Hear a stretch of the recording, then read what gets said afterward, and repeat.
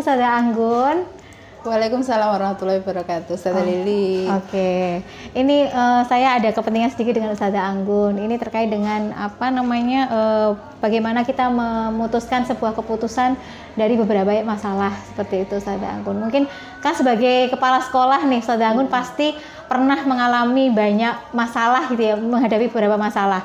Itu entah dari wali murid, dengan murid, atau masalah ustadzah gitu ya, guru-guru di sini. Nah, mungkin kalau yang mungkin sering dijumpai oleh Ustazah Anggun nih, apakah masalah-masalah terkait dengan dilema etika atau terkait dengan bujukan moral? Kalau yang Ustazah Anggun sering temui? Kalau di KBTK, itu kan memang ustazahnya cukup banyak ya usia, dan sebagian besar memang sudah berkeluarga. Dan juga ustazah kami itu rumahnya bervariasi, jadi ada yang dekat, ada yang jauh. Yang menjadi patokan atau yang menjadi hal yang harus senantiasa saya kedepankan adalah terkait kedisiplinan datang. Jadi harapan saya itu karena anak-anak itu 7:30 sudah masuk dan mengikuti kegiatan KBM, baik jenjang KB maupun jenjang TK.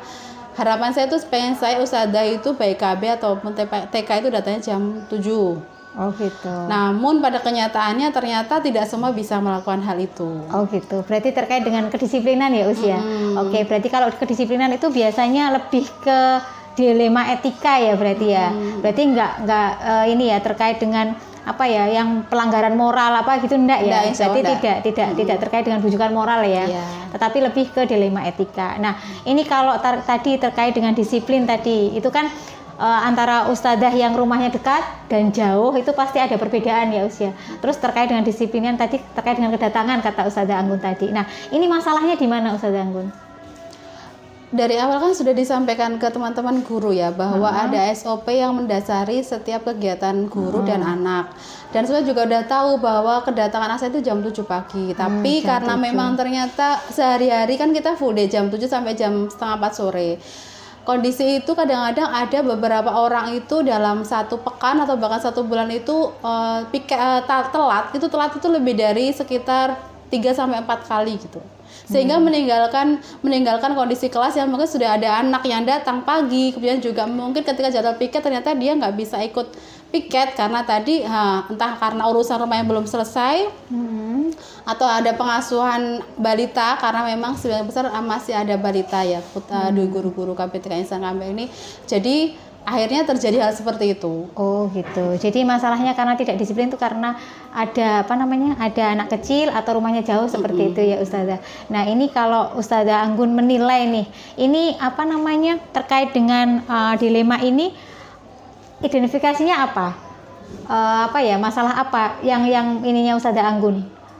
Mungkin antara kasihan ya kasihan dengan anak yang punya kecil gitu ya, atau memaklumi Ustazah Anggun dengan orang yang terlambat tetapi dengan alasan maaf ya saya terlambat soalnya punya anak kecil nih rumah saya jauh nih gitu, misalnya seperti itu, atau Ustazah Anggun tetap pada peraturannya tadi seperti itu, seperti apa Ustazah? Sebenarnya kalau terlambat sekali itu masih saya maklumi, tapi kalau misalkan sudah berkali-kali dalam satu pekan yang sama atau satu bulan yang sama itu harus sudah saya ajak ngobrol atau ditegur atau diingatkan ya diingatkan tidak ditegur ya, diingatkan dengan cara yang baik. Nah, saya sih harapannya teman-teman asatidz bisa menyepakati hal yang sudah diinfokan dari awal. Kalau misalkan ada sesuatu yang sifatnya darurat atau hal-hal yang tidak bisa ditinggalkan itu bisa. Tapi kalau setiap hari saya belum mengizinkan. Karena kan kita juga ada anak yang harus diasuh, anak yang harus diterima dengan baik, anaknya harus dijaga dari pagi sampai siang. Jadi pagi kan kebanyakan orang tua itu kan bekerja. Pengen saya itu anak itu ketika di antara orang tua, loh kok masih sepi ya. Saya itu tidak terjadi di TK saya, di TK kita. Jadi orang tua datang dengan kondisi sudah mau bekerja pagi itu udah ada ustazah yang terjadwal piket dengan baik dan sebagainya sehingga bisa berjalan dengan Oke. Jadi kalau dilihat Ustazah Anggun tadi, paradigmanya apa nih? Apa lawan apa nih yang bertentangan menurut Ustazah Anggun untuk mengambil keputusan untuk orang-orang yang kedisiplinan ini? Antara pemakluman, tapi harus adil. Pemakluman juga harus adil. Berarti rasa keadilan dan rasa kasihan. Gitu ya. Itu kita mungkin juga ini ya, inginnya berempati yo. Iya, itu soalnya dia anak kecil gitu ya. Tetapi di sekolah kan juga kondisinya seperti itu. Kita harus adil gitu ya dengan peraturan-peraturan. Berarti ini dasar pengambilannya Ustazah Anggun nanti ini apa Ustazah Anggun? Apakah terkait dengan belas kasihan atau sesuai dengan keputusan dengan masalah ini? Sesuai dengan peraturan maksud saya. Iya. Nek saya melibatkan orang tadi, diajak ngobrol dari hati ke hati, disuarakan, kemudian ada solusi kita selesaikan bersama. Kemudian kita tetap pada kondisi awal, keputusan pertama bahwa SOP-nya asatid ini datangnya jam 7 pagi.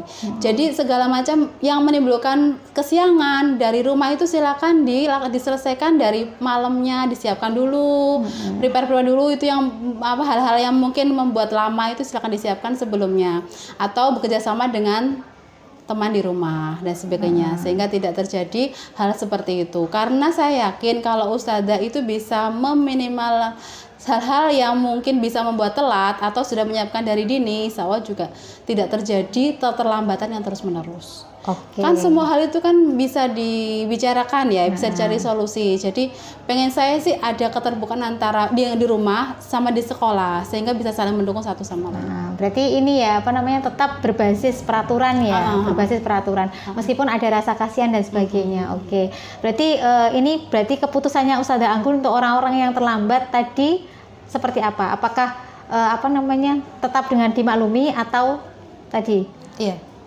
Keputusan saya untuk teman-teman yang masih belum bisa menjalankan kedisiplinan, saya ajak ngobrol, kemudian saya kasih statement terkait pernyataan yang mungkin bisa disampaikan oleh beliau bahwa seperti komitmen. Jadi komitmen apa ini sudah, misalkan udah sebulan ini jenengan terlambatnya lebih dari 5 kali, untuk bulan ke depan ini komitmennya apa gitu, diingatkan terus, dimotivasi terus, dikasih upgrading. Kemudian juga mungkin ada hal-hal yang sifatnya peningkatan teman sebaya, jadi bisa memberikan contoh dari teman yang ada, kan sama ada yang rumahnya jauh kan juga ada banyak, jadi itu bisa jadi contoh patut, ini nih pantas diikuti, hal-hal yang baik kan bisa diikuti. Gitu ya. Nah, jadi teman-teman harapannya tetap dimotivasi, diingatkan, kemudian juga di-upgrade, kemudian ya dicarikan solusi tetap dengan menyesuaikan SOP yang sudah ada. Oke.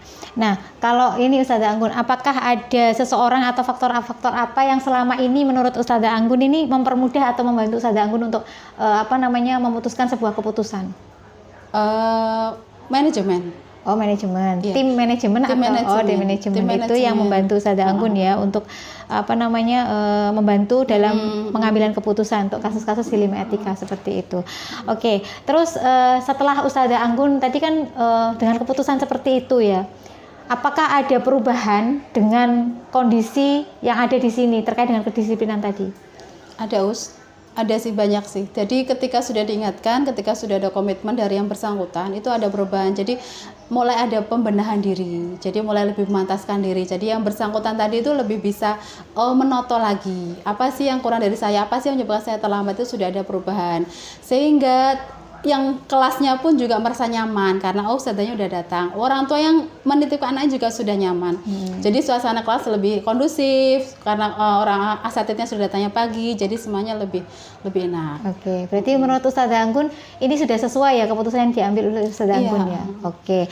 Nah, kalau menurut Ustazah Anggun selama ini mungkin ya di masalah-masalah yang lain yang pernah dihadapi Ustazah Anggun, adakah tantangan yang menurut Ustazah Anggun ini ya dalam pengambilan keputusan untuk kasus-kasus dilema etika? Tantangannya apa biasanya?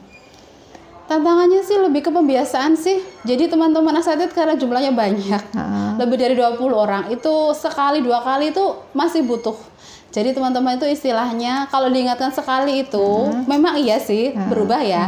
Tapi untuk pembiasaan yang kontinu dan dia bisa segera sadar diri dalam waktu cepat itu masih butuh waktu. Berarti keistiqomahan dalam ini ya. Keistiqomahan dalam mengingatkan hal kebaikan. Oh, itu ya, itu tantangannya ya. Jadi apa ya? Istilahnya harus nggak cepet nggak cepet langsung ada perubahan gitu loh, maksud saya tantangannya itu karena gitu banyak orang dengan banyak model dan karakter.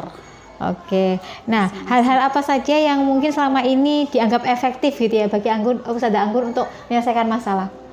Hal-hal yang efektif ini pembicaraan terbuka antara kepala sekolah dan guru yang bersangkutan. Oh gitu. Jadi ketika saya ngajak ngobrol dari hati ke hati, menjadi pendengar yang baik sayanya, itu malah lebih efisien, lebih efektif. Oh gitu ya. Jadi itu ya apa namanya pendekatan secara personal seperti itu.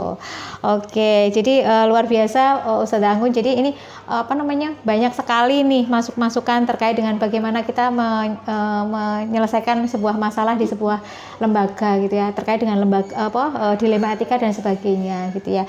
Nah, mungkin dari sini kita bisa belajar bareng gitu Ustazah Anggun. Jadi bagaimana kita ada langkah-langkah gitu ya. Kita langkah-langkah untuk pengambilan keputusan ketika menghadapi permasalahan. Saya jadi belajar banyak ini bagaimana pendekatan personal itu menjadi salah satu kunci juga gitu ya untuk menyelesaikan sebuah masalah gitu ya, dari hati ke hati seperti itu. Oke, mungkin itu Ustazah Anggun. Terima kasih untuk waktunya siang ini. Semoga manfaat ya. Oke. Wassalamualaikum warahmatullahi wabarakatuh. Waalaikumsalam warahmatullahi wabarakatuh.